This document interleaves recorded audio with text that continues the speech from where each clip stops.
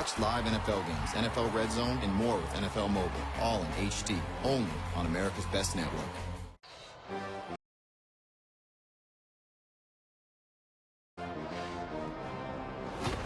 You say crazy, I say crafted. You say savage, I say practiced. Crazy, crafted, savage, practiced. Let's run that whole thing back. You say unbelievable, I say achievable. You say incredible, I say inevitable. Unbelievable, achievable, incredible, inevitable. Let's run that whole thing back. Carbs to compete, electrolytes to replenish. Peanuts! Peanuts? You kidding me? This guy's selling peanuts? I used to eat peanuts. I also used to wear diapers. Pistachios where it's at, right? I mean, who wants to eat a food that starts with P and ends with nuts? Peanuts! Pistachios!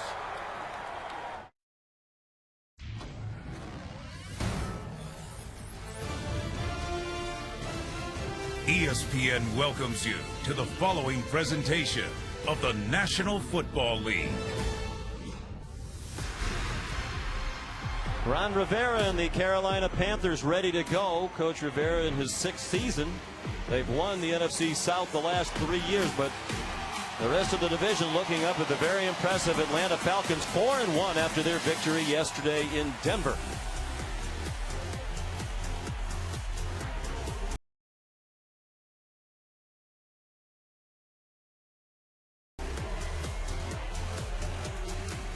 Carolina won the toss and deferred, so Tampa Bay will receive the opening kickoff from Graham Gano. We're underway on Monday night.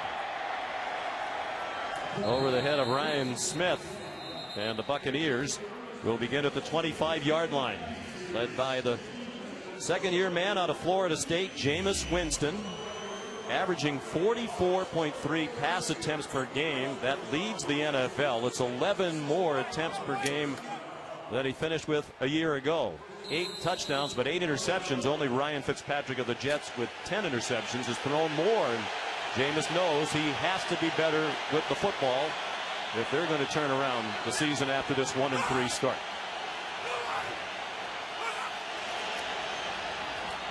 They're hurting at running back, and the handoff goes to Jaquiz Rogers, who's dumped for a loss immediately by Charles Johnson.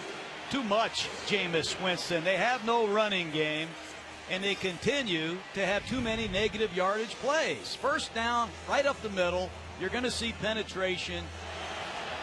And Rodgers has no chance to get started. And when you're a young quarterback on the road in 2nd and 13, tough sledding. They're without Doug Martin, the second leading rusher in the league last year, out for the 3rd game in a row with a hamstring. Lots of running room now for Rodgers.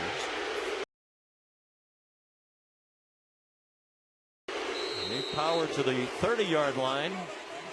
It'll be 3rd down and 5. Luke Kuechly made the tackle. You'll hear that a lot tonight. Up front, they've had stability on the offensive line. That fivesome has started all 5 games now for the Tampa Bay Buccaneers. And among the backs and receivers, Mike Evans is the favorite target of Jameis Winston. 26 catches through the first 4 games. Again, without Martin, Cecil Shorts, the wide receiver, Luke Stocker, and a backup lineman in Beninock, all the inactives tonight on offense. First down run for Jaquiz Rogers, again yanked down by Luke Kuechly. That's a good call by head coach Dirk Cutter. They're missing Doug Martin. They're missing Sims. They got to go to Rodgers, and Rodgers is very familiar with Dirk Cutter. He played for him in Atlanta, had 2 50-catch seasons. Nice pickup by general manager Jason Light, reuniting Cutter with Rodgers. Not only without Martin, but they placed Charles Sims, who took over as their running back, on IR today with a knee injury. So we'll see a lot of the Oregon State Beaver, Jaquiz Rogers, tonight. He's out to the 38-yard line for a gain of 2, tackled by Coney Ely and K'Wan Short. They're part of that front 4 that has underachieved so far this season for Carolina. Kuechly an All-Pro, as is Thomas Davis, and the second-year man Shaq Thompson out of Washington rounds out the linebacking core. A lot of new faces in the secondary. rookies on the corners, including Zach Sanchez out of Oklahoma, just activated on Friday when they cut Benet Benwickery after his struggle against Julio Jones last Sunday. Rodgers danced ahead, and clearly, Coach, they're making an effort to get the running game going tonight. Oh, they're making an effort to calm their young quarterback down. Winston has gotten into trouble early in games with interceptions. The best way to take the pressure off of Winston is to take it out of his hands by handing it off. Very important that Tampa Bay stays committed to the run, and it's more important for Carolina to prove they can stop it. 5 plays, all rushes by Jaquiz Rodgers. 3rd and 3. They give it to Rodgers again, and he spurts ahead for another first down out to the 48-yard line, tackled by Coney Ely. Jameis Winston, you mentioned his emotion, and sometimes perhaps it's a negative to start the game. He hasn't thrown a touchdown in the first quarter this year. He's thrown 3 interceptions, 2 last week against Denver.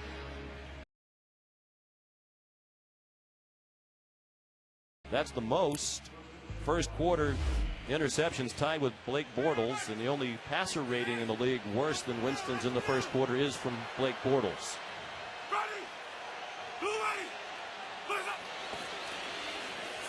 Play fake. First pass attempt of the night for Winston. On target to Allen Cross.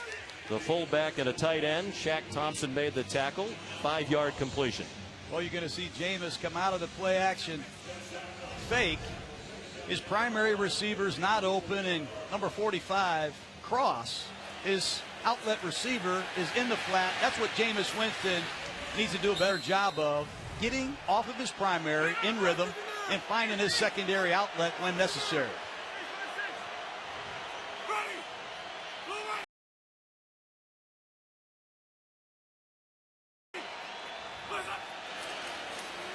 On the delay, Jaquiz Rodgers, and he got blasted. Paul Soliai, a backup in the interior of that Carolina front, made the tackle. Soliai's been around, was in Atlanta, splits a double team and stuffs Rodgers in 3rd down and 6+. This is where defensive coordinator Sean McDermott told us they wanted to rev up their blitz package. They got to help these young corners on the outside. Keep an eye at the bottom of the screen on Worley against Evans. Worley, a rookie out of West Virginia. 9th play of this opening possession for the Buccaneers. Winston throws a bullet for a first down. Vincent Jackson, the veteran, down near the 30-yard line, chopped down by the safety Kurt Coleman. And Teddy Williams, who's really been a special teams player, number 21, beaten badly at the line of scrimmage by Vincent Jackson. Jackson, 33 years old, closing in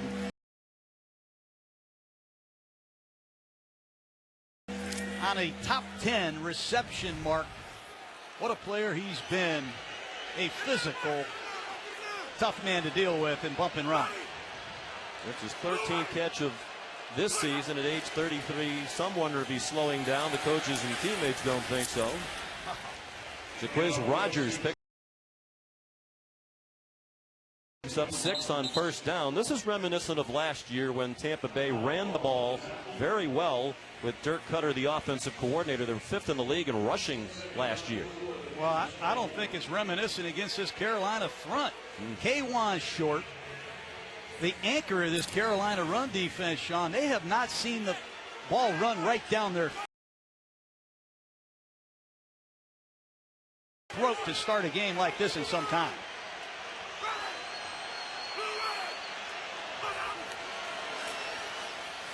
The I formation, they put the tight end Brandon Myers in the backfield as a lead blocker. It's another first down for Jaquiz Rodgers. They signed him off the street after week 1 when he was let go by the Chicago Bears. Watch this right guard, Ali Marpet. We talked about him in the pregame, number 74, second-year player out of Hobart College, second-round draft choice. important that these Buccaneers do a much better job than they did last week, and I love the fact they got the message from head coach Dirk Cutter. 9 carries already for Jaquiz Rogers. They're taking more than 7 minutes off the clock on the opening possession of the game. Rogers tried to follow Myers, cut it inside, got back to the line of scrimmage, and that's it. Luke Kuechly. A.J. Klein also in behind the line of scrimmage. And the first quarter is halfway gone. Luke Kuechly, you see number 59 on the left side. Please leave your message for. Sees the cutback the entire way. Very instinctive. Outstanding football player. Second down along 10.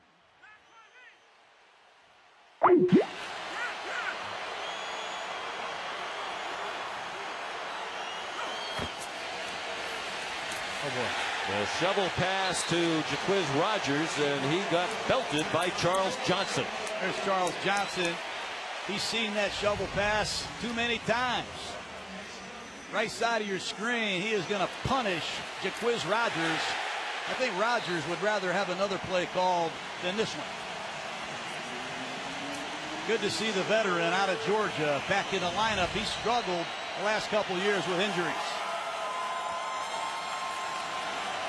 They're 3 out of 3 on this impressive drive on third down. This is the longest distance to go on third down. 3rd and 10.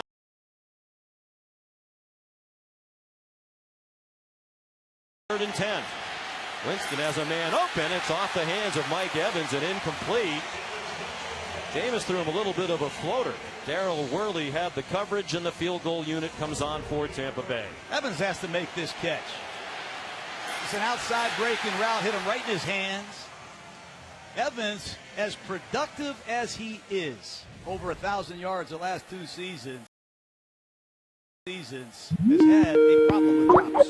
This will be interesting. A lot of pressure on the rookie, Roberto Aguayo, the 2nd round pick to draft the kicker. Hello? Are you there?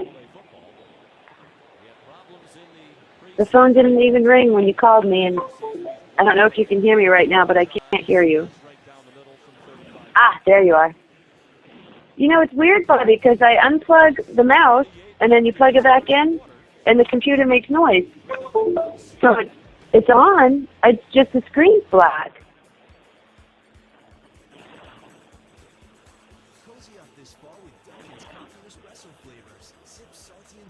Weird, right?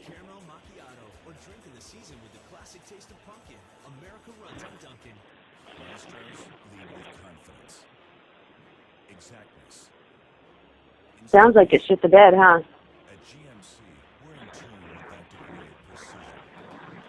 No.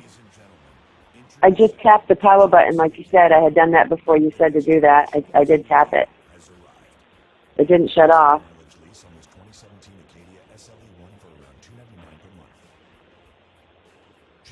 It did this a couple weeks ago, too, as a matter of fact.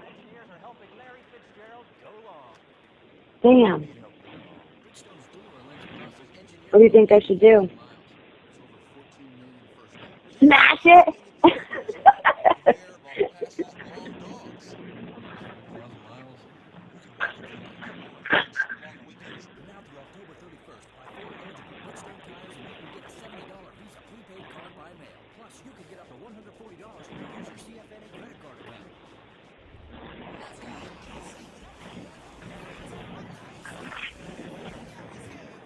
Right.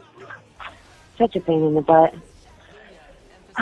You were in and out of that test fast today. I was worried about you, you know. ESPN's Monday Night Football is brought to you by Dunkin' Donuts. Keep on fueling your football fandom. By GMC, we are professional. I remember on Thursday. And by Bridgestone.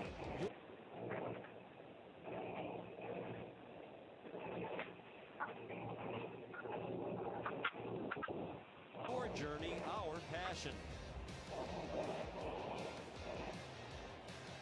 The Panther slogan, keep pounding, adopted to honor the late great Sam Mills spoke those inspirational words to the team as he was battling cancer. He succumbed to cancer in 2005. The statue of Sam Mills outside Bank of America Stadium. His message still very much alive. Oh, that's good. I thought about doing that too. It's expensive to do that. You know, my stomach is sick every time I take a test. Every single time I take a test, my stomach is sick. Today I had to come home and take Pepto-Bismol. My stomach was trailing so bad. It's really hard to concentrate when your stomach's trailing. I get the same thing, wicked, wicked bad stress anxiety.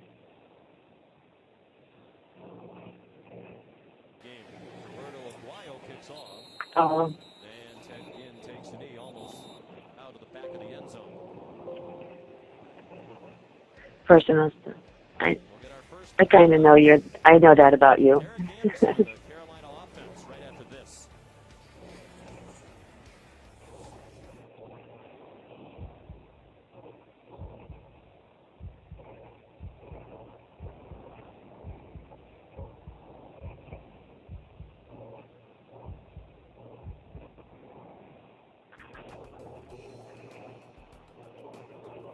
Mm-hmm.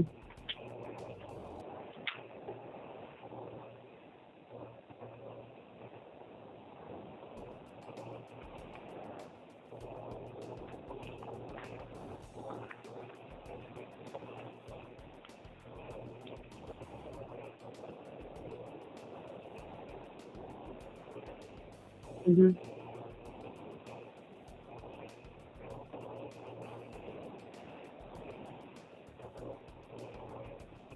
Well, I'm glad you did. I'm glad you did. Because, you know, we can do this. We just have to overcome, you know, some obstacles along the way. I keep telling myself that, you know, to control my own anxiety. Even when we were done this test, I was still shaking like a leaf inside. I mean, I get bad anxiety too. So, good. I'm glad that, I mean, you took the test and stuff, right? So you're okay?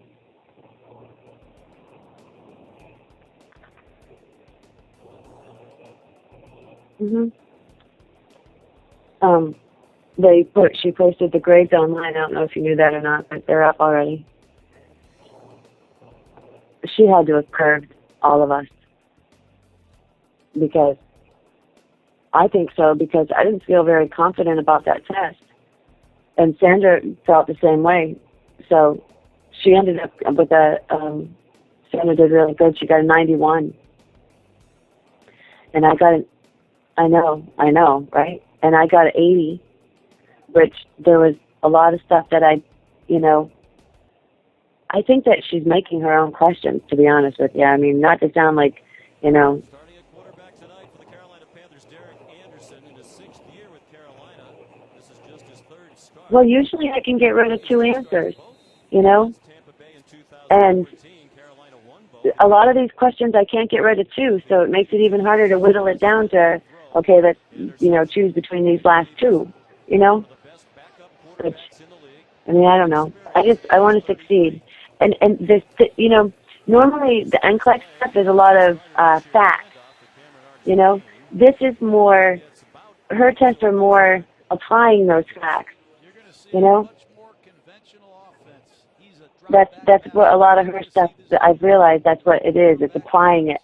So now whenever I'm doing stuff, I'm trying to think that way. Because our other teachers, they were good. They taught us a whole crap load of facts that I've forgotten a lot, regretfully. But they never taught us to think that way, how to apply that stuff, you know? So now when I get the opportunities, when we're in clinicals and stuff, I'm going to bug her. You know? I'm gonna bug her. Like the other day, we had a patient that, you know, he wasn't on input-output. So we don't really know how much he was actually drinking, but his output was nothing, and he only had 105 in his bladder. So where's the water going? And that's what I said to her. I said, so where's it going? I said, I listened to his lungs. I said, it was clear. I said, I looked for edema. There was none. So where's it going? She goes, it just hasn't gotten there yet. You know, because